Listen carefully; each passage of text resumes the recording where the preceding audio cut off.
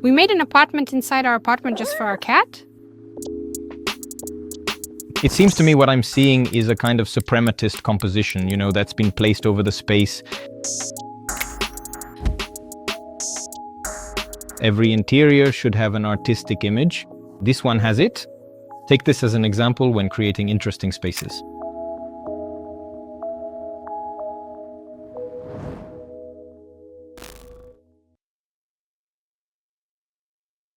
So friends, a little bit about our apartment. So this is 667 square feet of design, good design. The apartment consists of 3 rooms. Overall, we managed to fit a lot of functional zones into this apartment, and you wouldn't immediately guess that it actually has 3 separate rooms. It's a smoothly flowing layout that starts with the entry area, transitions into a wardrobe, then moves into the living room, kitchen, and dining space, continues into a study, and finally leads into a corridor with separate bathrooms. Isolated, completely closed off, we only have the bedroom. In general, the clients came to us with a long list of requirements, a detailed technical brief spanning many pages where they described exactly what functional zones they needed and how the design should accommodate them, essentially giving us a clear guide on how they prefer to work. This is actually pretty rare. Usually clients just come in and say, just make something beautiful for us, right? But in this case, the clients work in IT, so they knew exactly what they needed. There are 3 of them, so to speak. The husband, the wife, and their cat. The cat occupies a specific place in this interior, and in general, the interior is super functional. The apartment has a lot of interesting details, which our designer Anya, who led this project, will tell you about. Literally, wherever you look, you'll see some very beautiful little details, so I won't drag it out. I'll now hand things over to Anya so she can walk you through this interior, and I'll be back with you later. Hello everyone, I'm Anya, and let's take a closer and more detailed look at our apartment. Right now we are in the entryway area. One of the features here is this large storage system, but it's divided into different zones by function. So here we have a shoe zone, then a section for accessories, and a section where our outerwear hangs. So that's kind of what it looks like. This unit is for utilities, meaning it has everything needed for cleaning or for some household part of life. And why did this closet appear here in the first place? The entrance is directly opposite, and the clients didn't want the whole apartment to be visible the moment you walk in, especially since delivery people or handymen often come by. They wanted a bit more privacy, particularly because the bedroom is on that side of the apartment. So this utility unit separates the private bedroom area from the main living space. So while from that side the closet served a more utilitarian functional purpose, over here we have a rather unusual story. We made an apartment inside our apartment just for our cat. This is Frosya, please say hello. Here on this side we have a little ladder located behind the door. And what did we make it for in general? Not only so the cat could climb up, but also so that if at some point it's not used by the cat, you could place some objects there, for example. Up top, as you can see, there's an opening so she can get to the top. And up there is a large perch from where it's quite convenient to watch everything that's happening down below. And this story of the cat's apartment finishes up right about here. In this area, we have the litter box hidden behind a sliding cabinet, and there's an integrated push-activated light here. And here we have a wonderful example of a passage for the cat into the bedroom. Let us know in the comments what you think. Do you love your cats enough to spend $400 on a hole for your cat? Right now we are in the kitchen area. This project has another cool feature. This apartment was completed a year ago. So where we are now is an apartment where people have been actively living for a year, right? So no one is cleaning up or wiping every speck of dust. This is simply how our clients live.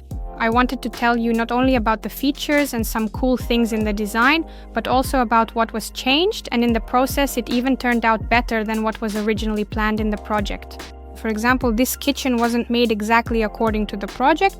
According to the project, there was only 1 row of upper cabinets. It was hired to create more space. In the end, while working with the furniture makers, the clients realized that it wouldn't be enough and decided to change the project a bit. The kitchen didn't get worse at all. In fact, it became even more functional, suiting their lifestyle. I also want to show you some small functional features that you can also use in your apartments. For example, here we have a small compact area, a pull-out drawer like this, where the kettle and grill are kept. So you can cook right here, you don't have to put it on the work surface. This way our work area is increased. And the second feature is this hidden cabinet. It looks just like a wall finish, but here we have a convenient bar area. Don't be afraid of narrow cabinets, because you don't have to arrange everything in 2 rows for it to be convenient to use.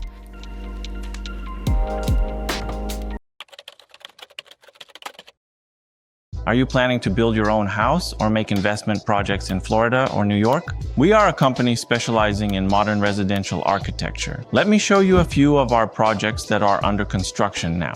In Catskill, our project blends seamlessly with the natural landscape, preserving the forest and framing beautiful mountain views. In Belmead, we carried out a reconstruction that allowed the client to raise profit from an investment project. And in Naples, we have made a large mansion with an inner courtyard, pool, bowling, and spa area. It's always an individual approach, guided by the client's lifestyle and supported by modern technologies. Every house becomes a unique story unlike any other. Visit our website, get in touch, and let's start designing your dream house.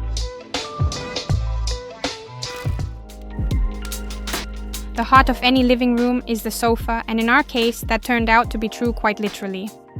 We decided to use this panoramic style sofa system here, so our sofa works for both the living room and the dining area to save space again. So that clients can host guests without having to get extra chairs, so that everyone has enough space on the sofa when we're chatting or watching TV. We came up with this design ourselves. The clients even gave us feedback that after a year, they hardly ever use the dining chairs, always eating on the bench instead. It might seem like a small thing, but it's quite important. It's the leg of our console. If you look closely, you'll see we even made a special cutout for the robot vacuum, so it doesn't take up any extra space. You don't have to service it, open doors for it, or take it out. It just lives its own life there, completely out of sight, and the console's appearance stays perfectly clean. And friends, beyond the functionality of this apartment, which is really its core, the foundation of any interior is a smart layout, well-planned zones, and design that's thought through from start to finish. But an interior also has a certain artistic image, and that's extremely important. If it's just a functional interior, it's just a renovation, not a design project. The true design must have an artistic image. This one certainly does, and I'd like to try to describe that image in words. It seems to me what I'm seeing is a kind of suprematist composition, that's been placed over the space. We have a few works in a similar style. If I were to characterize it with, a name, right? There's probably the Memphis style. It's somewhat similar to this interior of ours, but I feel like what we've created is a much more refined take on Memphis. First, it's more minimalistic, and second, it has a much more complex color palette. What is Memphis, in my opinion? It's an interior made of simple geometric forms, right, that intersect with each other, forming objects, spaces, and so on. Of course, in the case of Memphis, it's in a very bright color palette with bold colors, very sunny and cheerful. Here, we weren't aiming for that kind of color palette. The palette here feels more sophisticated, which gives the interior a richer, more refined character. But the approach to shaping the space itself is kind of like that.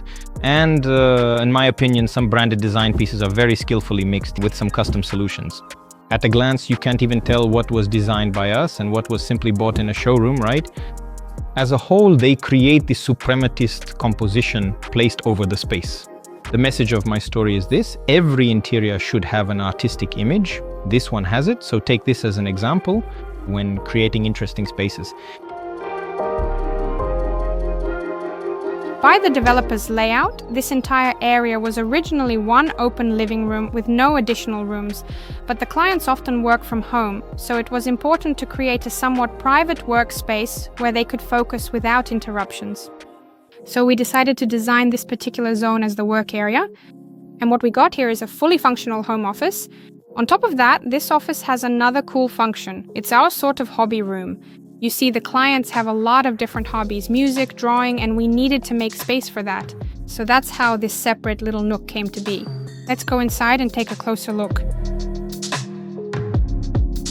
Here we have this cool sliding glass partition with fluted glass. It creates a really cool effect the way the light gets slightly diffused through it. And if you look at the shots later, you'll see how the living room completely dissolves into the glass. Next, we have a floating countertop. This is so you can work, look out the window, and let your eyes rest. It's very good for your eyes to switch focus between looking far away and up close. And this right here is the hobby zone itself. This is the corner where the guitars and the amplifier live. Everything is already plugged in, so you don't have to take anything out or connect anything. You just sit in the chair, grab a guitar, and you're ready to relax and play. Next up is the private block, and here we have the bathroom. Here we have 3 functional zones. There's the laundry area with a dryer and a washer, and between them there's this pull-out shelf for a basket. Then we have the sink area, where we have a cabinet for all the necessary bottles and jars, and a niche where you can keep toothbrushes and soap, also to avoid creating clutter in the sink area. And here's a functional towel rack. As for cool and useful features, we have this unit here with laundry baskets. It's divided into 2 tiers, so you can sort your laundry. It's quite convenient, and everything is hidden away instead of lying around in plain sight. This is a partition wall, which also wasn't a random addition. The client loves listening to music or podcasts in the shower, so we needed a place to put a phone. That's why this area with the partition was created. We have a heated wall here, so you can dry your towel on it after a shower. And you can, in principle, leave your phone here. It's protected from the water, and it's quite convenient for listening to something. Next, in this zone, we have these built-in shelves for all the little bottles, also to keep things from looking cluttered. And one of the cool bonuses that I personally like is the lighting in this room. So notice we have overhead lights and accent lighting. The overhead light is off right now, creating a more private, relaxed mood. When I turn on the overhead light, it gets much brighter here, so you can do your makeup, shave, or whatever else. But for everyday use, it's not even necessary. The LED lighting is more than enough. Here we have the second bathroom. Here we have a toilet and a sink. And this is another cool concealed system, so nothing is standing around or getting underfoot. One of the more unusual things in this bathroom is probably the sink. The space we had here was very small, and we couldn't find anything ready-made that was beautiful and aesthetically pleasing, so we had it custom made. It's made of concrete to match the color of the cabinet fronts. And both bathrooms have a little special feature. While the rest of the apartment is quite monochrome, light and calm, with wood being the only accent, we decided to add a bright accent to the bathrooms with this tile from Veronese. And the last room we have is the bedroom. Here we have a rather large wardrobe area, which we extended a bit into the bed area to have enough storage. That's why there's a nightstand recessed into a niche. Here we have a makeup area with a convenient hidden shelf where all the cosmetics are stored. A mirror with LED lighting, so it's convenient to apply makeup, and we integrated a large mirror into this wall panel. Essentially, this is the only spot in the bedroom where you can see your full reflection right in this walkway. So we placed a large mirror centered along this path. As for furniture, we also have a bench. Despite the room's size, I can recommend this solution. You should add them to your rooms because it's convenient for leaving blankets or bedding when you're changing it, or leaving out your clothes for the next day. So it's a very functional piece. And another small piece that we designed with the cat in mind is this makeup stool. It's specially designed with this niche so the cat can sleep in there when she comes to the bedroom with her parents. What I wanted to say, friends, is that you've probably seen our latest work, and we have projects that are over 32,000 square feet, acres of land, entire communities, just some huge projects. But in reality, for us, the scale of the project isn't as important as its concept, right? Because you can forgive the comparison, but you can make a public toilet conceptual. So what's important is the architect's approach to the task, and a task can be solved at any scale. You can design a 54,000 square foot house or a 670 square foot apartment. That's why we, of course, still take on projects of completely different sizes. This apartment is an example of that. How you can take a task with a huge list of requirements and solve it in a small space, solve it in a charismatic way, and solve it with a great deal of functionality, right? And I'm waiting for your comments down below. I'm not saying goodbye. We'll see each other again. Until next time.